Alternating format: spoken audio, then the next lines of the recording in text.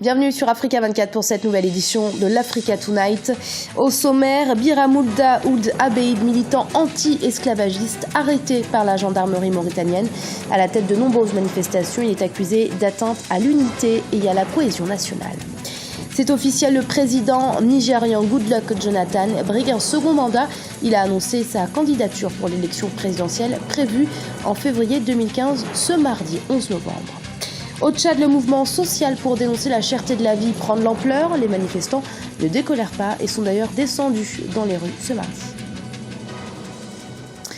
Biram Ould Abeid et 4 autres militants de l'initiative de résurgence du mouvement abolitionniste ont été arrêtés ce mardi dans le sud-ouest de la Mauritanie par la gendarmerie alors qu'ils menaient une campagne contre l'esclavage foncier. Ils sont accusés de racisme, d'atteinte à l'unité et à la cohésion nationale. Reportage de notre correspondant en Mauritanie, Franck Nudofina. L'ancien candidat à la présidentielle Biram Ould Abeid arrêté en Mauritanie. Le leader de l'initiative pour la résurgence du mouvement abolitionniste IRA et plusieurs de ses militants ont été interpellés mardi par les forces de sécurité publique alors qu'ils menaient une campagne dans un village de la région de Rosso, au sud du pays. Biram Ould Abeid, prix UNESCO des droits de l'homme en 2013, était sorti deuxième de la présidentielle de juin 2014. Il est accusé d'avoir porté atteinte à l'unité et à la cohésion nationale. Au sein du parti au pouvoir, on condamne l'activisme des militants de l'IRA en les accusant d'instrumentaliser la question de l'esclavage. Dans un pays plus multiethnique, dans un pays pluriculturel comme la Mauritanie, quand on développe une propagande à caractère extrémiste, une propagande à caractère sectariste, c'est qu'en fait on prépare les conditions aux affrontements entre les différentes communautés nationales. Très tôt mercredi, les militants du mouvement IRA étaient descendus dans les rues de Nouakchott pour réclamer la libération de leur leader. Cette manifestation a été également réprimée et a occasionné la fermeture du marché de la capitale pendant plusieurs heures. Pour les militants de l'initiative de résurgence du mouvement abolitionniste, l'État mauritanien a une fois de plus violé les droits de l'homme. Aux autorités mauritaniennes, nous disons tout simplement qu'il ne sert à rien de vouloir noyer le poisson dans l'eau, que IRA Mauritanie et ses partenaires comme Kautal, Ngam Yelitare et bien d'autres organisations sont décidés à s'activer contre les violations des droits humains, quelles qu'elles soient et quelles qu'en soient les victimes. Donc le travail continuera, malgré les arrestations, malgré la répression, nous continuerons à contester et à travailler en faveur des droits humains en Mauritanie. À Nouakchott comme à Rosso, plusieurs dizaines de militants de l'initiative de résurgence du mouvement abolitionniste ont été interpellés. Avant les événements de mardi et de mercredi, 5 militants de l'IRA se trouvaient déjà à la prison de Nouakchott. On le sait depuis ce 11 novembre, le président nigérian Goodluck Jonathan a annoncé sa candidature à l'élection présidentielle de février prochain lors d'un grand meeting qui s'est tenu à Abuja. Au pouvoir depuis 2010, il brigue donc un deuxième mandat, une annonce qui ne fait pas forcément l'unanimité, comme nous l'explique Ibra Khadindiaï. Au Nigeria, le chef de l'État, Goodluck Jonathan, candidat à sa propre succession. L'annonce a été faite ce mardi 11 novembre 2014 par le président nigérian lui-même lors d'un grand meeting à Abuja. Âgé de 56 ans, le candidat du Parti démocratique du peuple au pouvoir depuis 2010 briguera un second mandat à la tête du pays. Toutefois, son bilan reste mitigé. Je pense que la candidature de Goodluck Jonathan est une candidature très risquée, compte tenu de l'impopularité que l'on peut observer sur la scène politique nigériane. Il y a des sujets d'actualité qui n'ont pas été suffisamment réglés par lui. Il y a le phénomène Boko Haram. Je pense que l'opinion publique nigériane reste très hostile quant à sa capacité à régler ce problème, ce d'autant plus que depuis plusieurs jours encore, Boko Haram fait entendre parler de lui. Donc c'est difficile pour Goodluck Jonathan de gagner cette échéance électorale qui se profile à l'horizon. Deuxièmement, sur le plan social, c'est vrai que sur le plan économique, le Nigeria est passé devant l'Afrique du Sud avec ce statut de première puissance économique continentale. Ce sont aussi des éléments peut-être qu'il pourrait mettre à son crédit. Avec un taux de croissance annuel de 7% depuis près de 10 ans, le Nigeria occupe désormais la première puissance économique africaine devant l'Afrique du Sud. Toutefois, le pays présente encore plusieurs paradoxes et une bonne partie de sa population ne voit toujours pas son quotidien amélioré. Sur le plan social, on ne voit pas la traduction de ces performances économiques sur la capacité de la population à accroître son potentiel de consommation. Il faut quand même rappeler que 70% de la population nigériane vit encore sous le seuil de pauvreté et qu'il existe encore à l'intérieur même du pays des disparités territoriales, des inégalités entre les régions. La région au nord-est du Nigeria étant aussi une région très pauvre. Donc, il y a des défis majeurs qui restent à relever et qui n'augurent pas une campagne électorale aisée pour le président actuel. La candidature du président Goodluck Jonathan ne fait pas cependant l'unanimité au sein du Parti démocratique du peuple. Plusieurs gouverneurs et députés ont rejoint les rangs de l'opposition. À l'origine de ces clivages, une règle tactile du PDP, le Parti démocratique du peuple, voulant qu'après Goodluck Jonathan, un chrétien du Sud, ce soit un musulman du Nord de se porter candidat pour 2 mandats maximum. Le scrutin présidentiel est prévu en février 2016.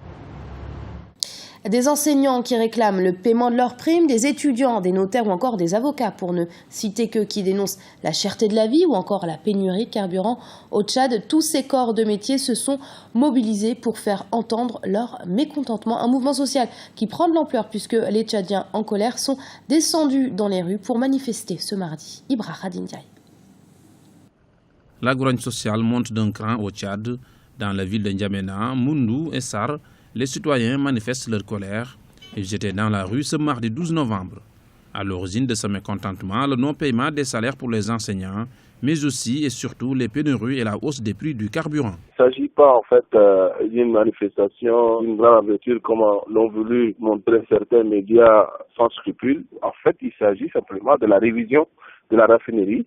Pendant cette période, quelques commerçants véreux ont dû stocker ces carburants par devers eux et ça a créé une pénurie artificielle. Au moment où nous parlons, toutes les villes sont livrées, les stations sont livrées et tout est rentré dans l'ordre. Par rapport à la vie chère, vous savez certainement que le gouvernement a tenu même un séminaire.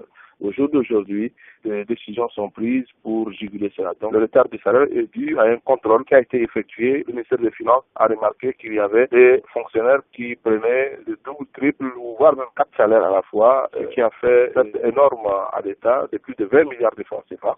Et donc, depuis avant-hier, les salaires ont été régulièrement payés et je crois que c'était rentré dans l'ordre. Pour certains, le malaise est beaucoup plus profond. La situation sociale semble faire le frais d'un dialogue social presque inexistant. En réalité, le dialogue social a toujours été une chimère ici au Tchad. Les structures existent, il y a un cadre juridique certes, mais il ne fonctionne pas du tout. Il y a un cadre national de dialogue social qui devrait en principe se pencher sur ce genre de problèmes, les prévenir au lieu d'attendre que ça se génère d'abord avant de chercher à les résoudre. Mais ce comité ne fonctionne pas, n'a d'ailleurs pas les moyens de son fonctionnement. Cette année, on ne s'est pas du tout réunis. Tout compte fait, le gouvernement ne lui accorde pas l'importance qu'il doit avoir. Des accusations balayées d'un revers de main par les autorités qui considèrent que le dialogue social reste important dans le pays. En réaction au mouvement social, le gouvernement tchadien a tenu un point de presse ce mardi pour tenter d'apaiser les tensions.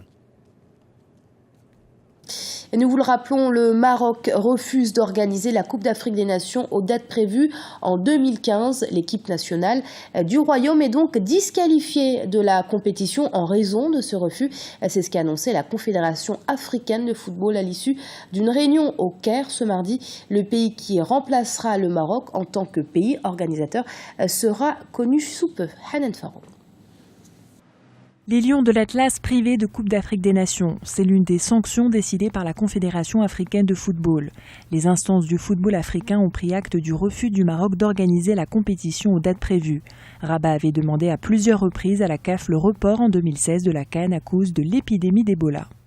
C'est une grosse trahison de la part du Maroc, du royaume chérifien. Je pèse bien mes mots, mais il faut le dire ainsi parce que un continent comme l'Afrique aujourd'hui, tout le travail qu'on fait pour valoriser ce continent-là et travailler sur son image et que on prend des engagements pour organiser une compétition et à la dernière minute, à 2-3 mois de la compétition, on refuse d'organiser cette compétition-là à la base d'arguments autour de Ebola qui ne tiennent pas.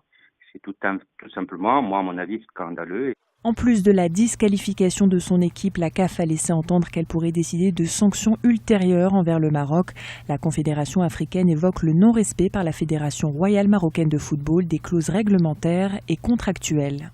Les Marocains sont aujourd'hui les seuls à savoir la raison exacte qui fait qu'ils n'organisent pas, qu'ils n'acceptent pas d'organiser cette Coupe d'Afrique des Nations. Mais je suis quand même étonné que le Maroc est un pays africain, un pays solidaire, un pays de la CAF qui a vu l'élection du président Ayatou et qui l'a soutenu en son temps, n'est-ce pas, accepte d'organiser la Coupe du monde des clubs à 3 semaines de la Coupe d'Afrique des Nations et refuse d'organiser la Coupe d'Afrique des Nations. Ça, je ne l'explique pas du tout. La Confédération africaine souhaite que l'épreuve se déroule comme prévu du 17 janvier au 8 février 2015. Le processus d'accréditation pour les médias est déjà ouvert.